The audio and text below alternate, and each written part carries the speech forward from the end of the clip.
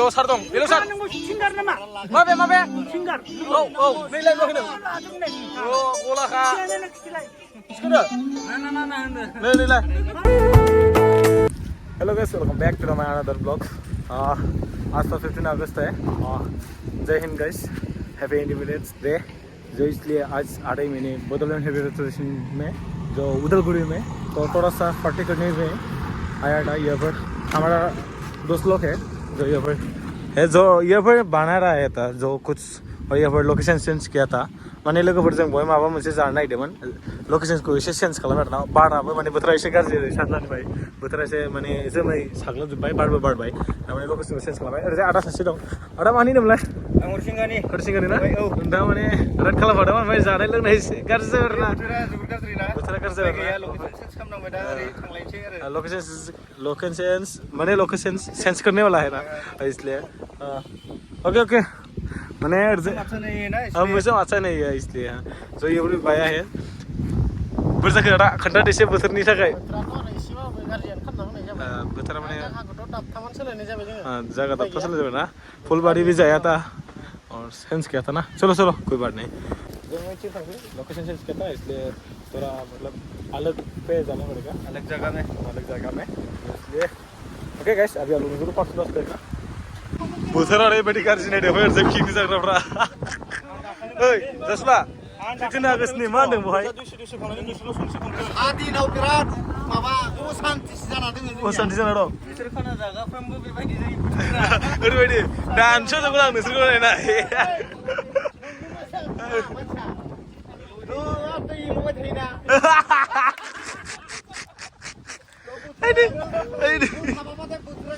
बोथोरा नायना ओरैबायदि गाज्रिखा फाग्ला बायदि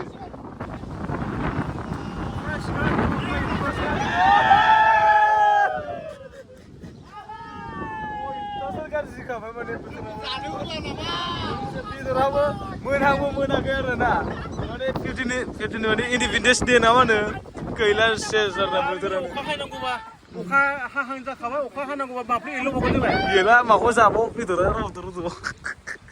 खुमब्रा ओरै माबाखाबाय माने खुमब्राखौ दानखाबाय ओमफ्राय बड'लेण्ड हेरिटेज टुरिस्टनिखौ खाथियावनो आरोना आं खनसे प्रग्राम गाफैनाया ओमफ्राय बिनि खाथियावनो जों माबा जादोंमोन आरोना पार्टि जानो नागिरदों दा जों बेलेगनियाव लान्च लानाय जासिगोन नामा बुंनो हाला आरोना अभी उस तरफ से जगह लोकेशन चेंज करने के बाद यहाँ पर आ रहे तो बहुत आदमी लोग था हमारा ग्रुप से माने जों लोकेशन चेंज खालामखांनानै ओरैजाय फैबाय आरोना ओरैबायदि इन्टारेस्ट माने ओरैजाय आदा एल'ग्रा दं मतलब यहाँ पर एल'ग्रा है जो मतलब एल'ग्रा मतलब ओइ एवढे देखो तो क्या हुआ मा जादों मा रिजन जादों रायलायनाय मा जाखो माने लालाय खारलाय खालामबाय थादों माखौ लालाय खारलाय खालामबाय थादों बैयाव थांनायमोन फार्स्टआव अभी यहाँ पर तो मौसम बहुत खराब है गाइस जो लेकिन भी फिर भी यहाँ पर लंच बनाना है था लेकिन यहाँ पर लंच नहीं हुआ जो यहाँ पर एक नेपाली का घर है जो उसका घर पे लंच करेगा आज बहुत मौसम मतलब बारिश भी आया था पानी भी आएगा जाए साइड तो जो यहाँ पर मतलब ये देखो फ्लॉप ने मतलब मैं कहेगा यहाँ पर जासुला ने बना रहा है इसको मतलब रेडी किया था तो कोई बात नहीं गाइस अभी माने जों बै मोनसे दहायनि बार बारनायाव जों माने जानो लोंनाय लान्चमोन दा बोथोराबो गाज्रिथार बार बारलाबायथार बेनि थाखायनो जों सासे नेपालि सिस्टारनि न'आव फैनानै आरामनो बयबो लान्च जानो होबाय ओरै बेदर सेदर आरो बायदिसिना लाबोदों बेदरा गासै बेदरा 7 केजिमोन नामामोनलाय बेदरा 7 केजि नामामोनलाय 7.5 माने बेदरा 7.5 केजिमोन बेनिफ्राय दाउ लकेल मासे दंबावो दाउ लकेल बेनिफ्राय लागायसिगोन आरोना एकदम बरिया बार बारखादों बरिया वाइ मा जादों होनदों वाइ मा जाखो जासुलाय जाबाय एल'बाय जासुलाय जाजोब्बायना बेनिफ्राय एल'बायनो मबिनि बे सोलियासो फुनायमोन आं एल'नाय लोगो लोगोनो वाइ बिवाइ सेटेप जाखादों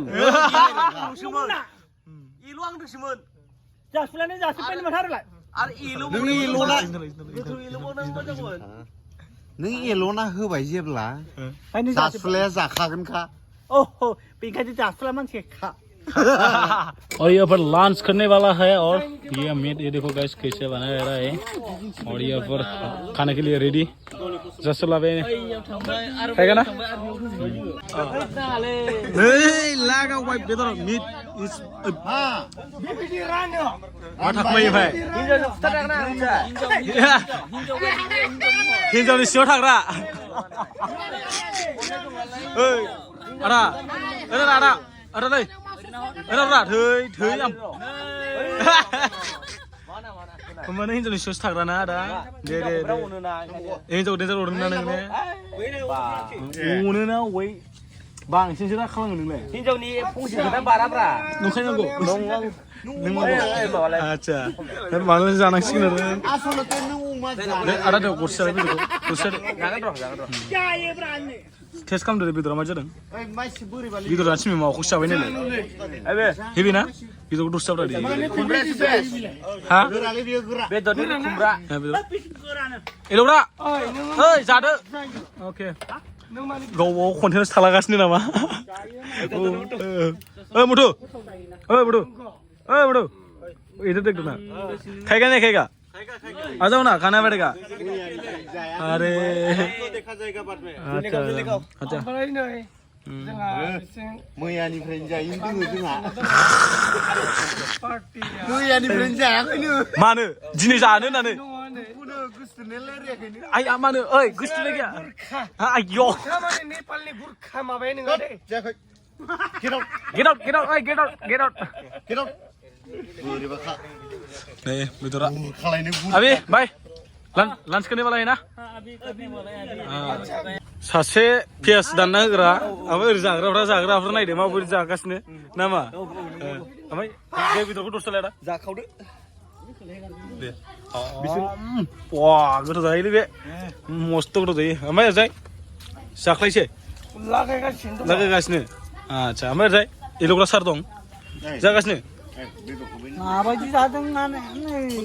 बोरैबा मोनबायलै मा बोरैबा मोनखो माबायदि आयौ ओरैखा नामा आयौ खनसेनिखा उदै बुंखानाय ओइ माथो नोंना ओरैल'नो ओइ जासुला माथो नों ओरैल'नो मुतुनो जों बाल्थिंखौ होबाय आयौ गसाय खै खागोन नायलाय बेदराथ' नामागौ खालामो आंखौ लास्टाव जेरैखिबाबो आंखौ ग खालामो आङो बेंग्राग्रा लरग'गोन नालाय लास्टाव जेरैखि जाया आंहा दाया ग जाहैयो लरग'खाय बे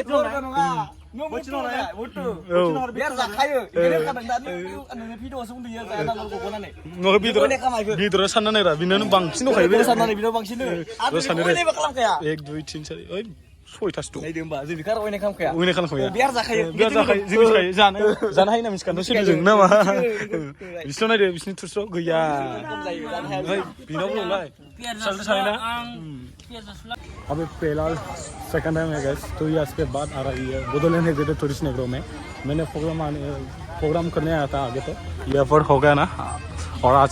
सेकंड टाइम आ रहा है यहाँ पर तो बहुत आदमी लोग आ रहा है तो यहाँ पर प्रोग्राम ना इसलिए तो कोई बात नहीं जो यहाँ पर मेरा दोस्त ओके घूम के जाएगा ना आगे और देखो इंडिया के लिए जो आज 15 अगस्त है ना इसलिए मतलब इंडिपेंडेंस डे है ना इसलिए जो यहाँ पर घूमने जाएगा थोड़ा सा और यहाँ पर थोड़ा सा बाद में प्रोग्राम है हमारा तो चल देखें कैसे होगा और यहाँ पर बाद में शो होगा ना इसलिए कैसे होगा यहाँ पर मतलब लाभ का व्यू पॉइंट है जो पहाड़ को पूरा देखेगा यहाँ पर जो यहाँ पर हमारा दोस्त लोग है जो कैसे होगा कोई बात नहीं देखना पड़ेगा जो मोटूरा फिलहाल कैसा है फिलहाल सब कुछ ठीक है और गान गाने वाला है मैंने अच्छा है क्या अच्छा और बहुत तो आदमी लोग है मैंने से और सेकंड टाइम आया था यहाँ पर जो आगे तो फर्स्ट में प्रोग्राम होता हमारा जो इसलिए आजकल मतलब अपडेट हो रहा है अपडेट ना आजकल अपडेट होता है ना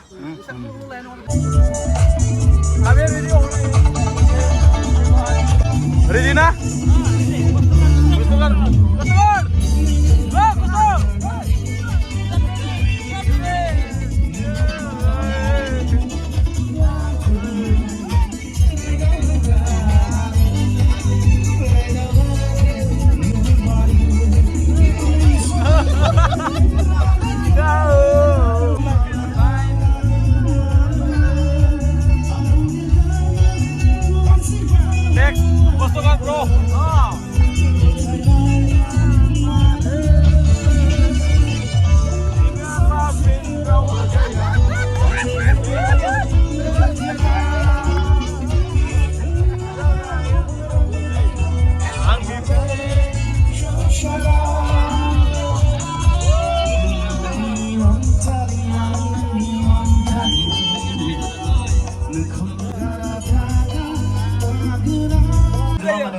मानो नुजाया मानो नुजाया नों मा खोथा दं मा खोथा मा रायजो दं ना हिन्जाव गदाय लानो नागिरदों नोंलाय ना हिन्जाव गदाय लानो नागिरदों नोङो ना नोंसो बादा होदों हिन्जाव गदाय लानो नागिरदों मधु जास्ला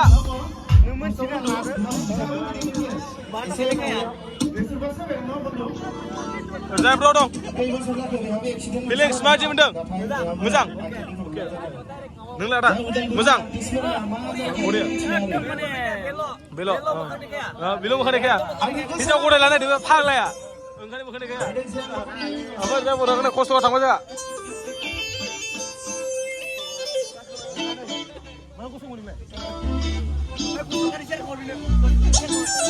अरे एल' सार दं एल' सार सिंगार नामा माबे सिंगार औ नैलाय मा होनो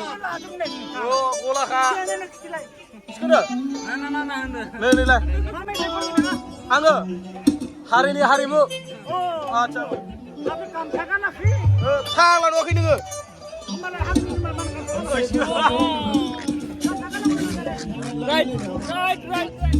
ओमफ्राय नों मानो मोसागोन ओमफ्राय केमेरा खेबग्रा नोङो बा केमेरामेन नाम बा सामसुं गेलेक्सि लायबावसो नामा बा सामसुं गेलेक्सि लायबावसो माथो बा बिस लानो रा बिस लानो लाखदोंसो हिसाब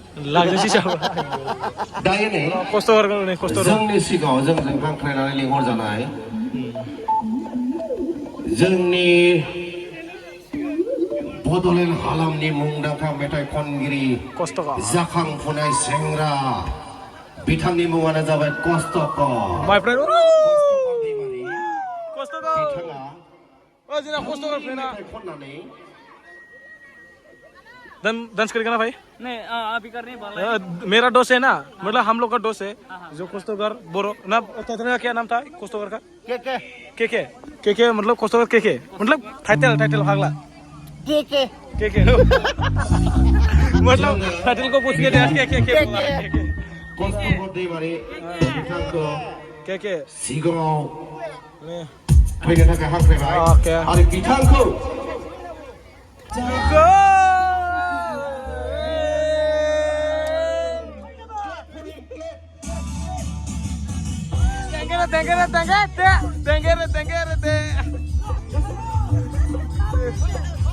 मोसानोसै एकदम मानसि गोजानो